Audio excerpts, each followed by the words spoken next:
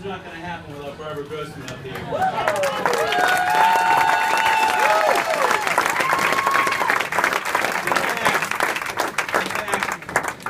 This isn't even going to start until my mother, Shirley Grossman, is up here. Where's Grammy Shirley?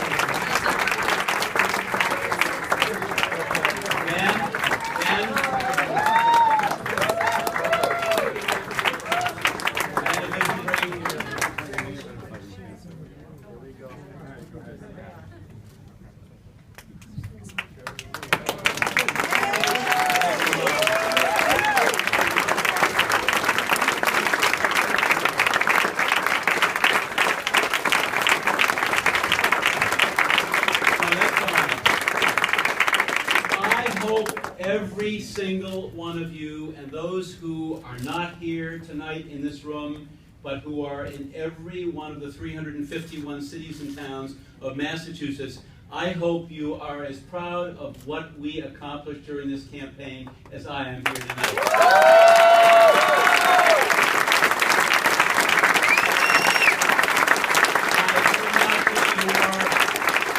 I could not be more proud of the campaign we waged, we ran, we fought, we stood for something that mattered, and I'll get into that in just a few moments.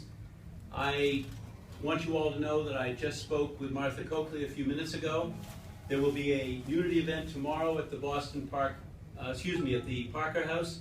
I will be there tomorrow morning early, and I told Martha Coakley that I will do everything I can, and I hope every one of you will do everything you can to make sure that Martha Coakley becomes the next governor of Massachusetts. I've also spoken to Don Berwick, and I told Don Berwick that this race was one that was fought on values and the things that we all care deeply about, on our priorities as human beings, as Democrats, as activists, as progressives. But this campaign that will begin tomorrow morning is an important campaign. The Boston Globe said it best. They said, the next governor will make decisions that will affect the economic destiny of Massachusetts. And I want to make sure that a Democrat is in the third floor corner office next January, and I'll do everything I can to make that happen.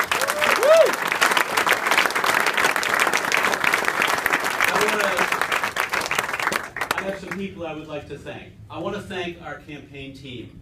Our campaign team is made up of professionals, people who came together in this campaign, from our campaign manager, Josh Wolf, to each and every member of the campaign team.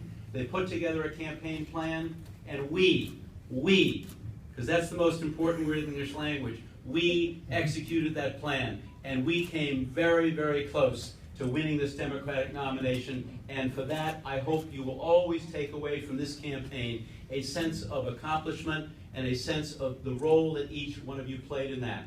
Professionals and volunteers alike, we did a hell of a job. I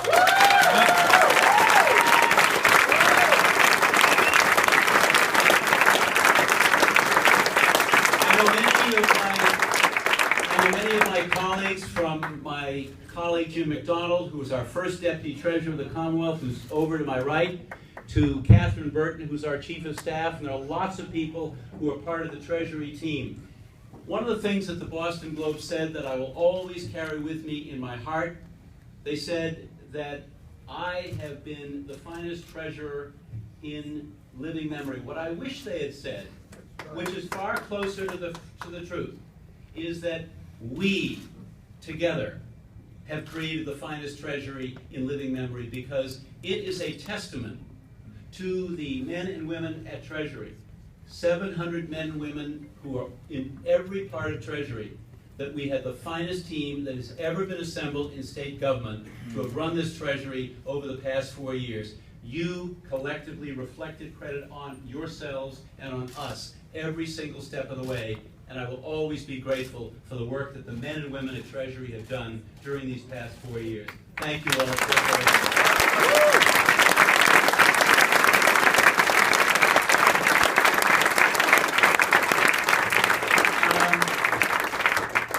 As many of you know, I am blessed to have an extraordinary family. Barbara to my right, whom my mother introduced me to 46 years ago. Thank you, Mom.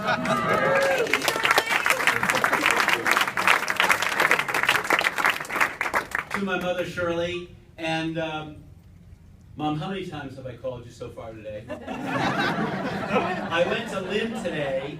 I was out in front of a school. 20 volunteers were out there. We were greeting voters, and as I got out of my car, collectively and in a chorus of 20 in one voice, they said, "Call your mother."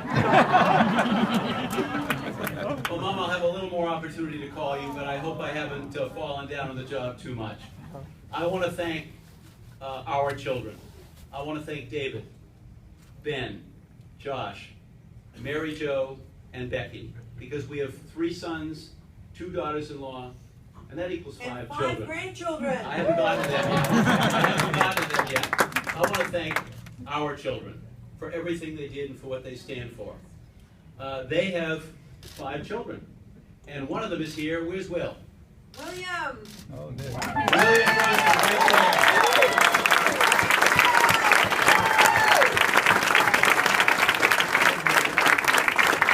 Will is 9. Will just went back to school.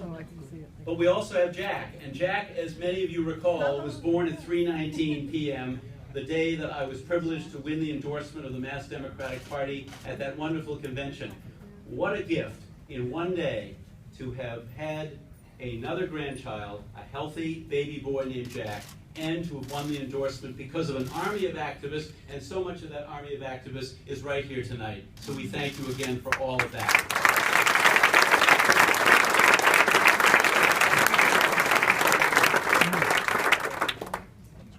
I want to thank the voters of Massachusetts, because 4 years ago, voters gave me the nomination to be state treasurer, and then 7 weeks later, they elected me state treasurer, and gave me the privilege of leadership to be able to do what we have collectively accomplished over these past 4 years.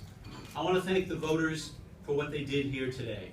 We may have fallen short by 5 percentage points, but we didn't fall short. But we didn't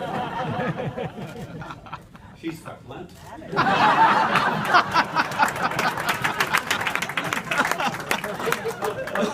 But we didn't fall short. But we did not fall short, because campaigns are about 2 things. Campaigns are about the power of ideas to change people's lives, and the power of grassroots organizing to change bystanders into stakeholders. And we created an energized army of activists and stakeholders who collectively did so much to make this campaign as competitive as it is and was. 104 years ago, my grandfather came to his business, but 114 years ago, he came to this country. He was an immigrant, as you all know. He never got past the 6th grade. You all know the story. I won't tell it tonight. But the last time I saw my grandfather alive, I was a senior in high school. He said, "Steve, there were only 4 things I ever wanted to do with my life." He said, "I wanted to have a healthy family. I wanted to educate my children. I wanted to own my own business. And I wanted to give something back to the community." Community service has been what our family has been about for these last 104 years, since my grandfather went into business back in 1910, and since he helped John Kennedy and Ted Kennedy's grandfather, Honey Fitz, become a 2nd-term mayor of Boston. And during all those intervening years, giving something back to the community is what this has been all about. It's what each one of you is all about. I like to think that Oliver Wendell Holmes was right when he said that life is action and passion. He said, "I think it's required of a person to be part of the action and passion of their times, at peril of being judged never to have lived at all." Every one of you has been and will continue to be part of the action and passion of your times.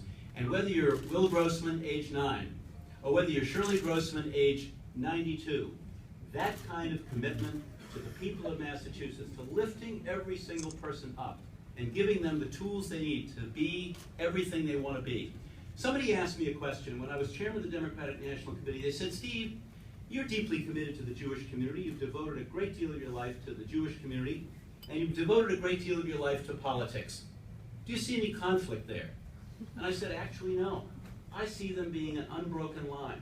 Because if you think about the words of the prophet Isaiah, that in the Jewish community all over the world we read on Yom Kippur, Isaiah 58 says, if you offer your compassion to the hungry, and relieve the oppressed.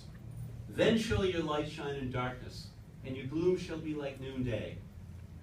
He says, the Lord will guide you always. He will slake your thirst in parched places and give strength to your bones. You will be like a watered garden, like a spring whose waters will not fail. And you will be known as the rebuilder of ancient walls, the restorer of dwelling places, the repairer of the breach. There is a breach in our society. And whether it's income inequality, the opioid epidemic, 25,000 children who will wake up tomorrow morning in cities like Danny Rivera's city of Lawrence, or in Gloucester, Carolyn Kirk's city, or in every other city. And they, at ages 3 and 4, have no place to go to learn. There are tens of thousands of people who lack English language skills. And I could go on with the things that we need to do.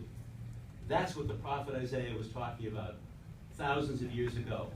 But that unbroken line goes all the way to Franklin Roosevelt, who said in his second inaugural address, 77 years ago, the test of our progress is not whether we add more to the abundance of those who have much, but whether we provide enough for those who have too little. Too few jobs, too little education, too little housing, too little health care, too little hope, and too little dignity. And what makes me proud every single day of my life to be a Democrat is as long as there is a single human being who lacks a job, economic opportunity, hope, or dignity, our work is not done. So I have pledged my life, and I will continue to pledge my life, to serve the community, whether it's through politics, or service to nonprofit organizations, or lifting up the least among us. And that's what this campaign is all about, and will be all about in the next 7 weeks. And as I said to Martha Coakley when I pledged my support to her, we need to stand together, because those are the values that matter so very much. The values of social and economic justice. The values that are summarized in the words in Hebrew of tikkun olam. Tikkun olam in Hebrew, the healing and repairing of the world in which we live. That's what this is all about. You're here tonight late to thank me, but we're here tonight to embrace each other. And I thank you for the privilege of leadership. I thank you for being my partners every step of the way. We will continue to work together for those values, for those priorities, for the things that matter so much in the lives of the people of Massachusetts, the people of this country, and the world we care so deeply about. Thank you so much for being here. Thank you for everything you've given me in this campaign. Let's continue to move forward and stand for the things that ultimately matter so much in the lives of this great Commonwealth we care so deeply about. Thanks so much.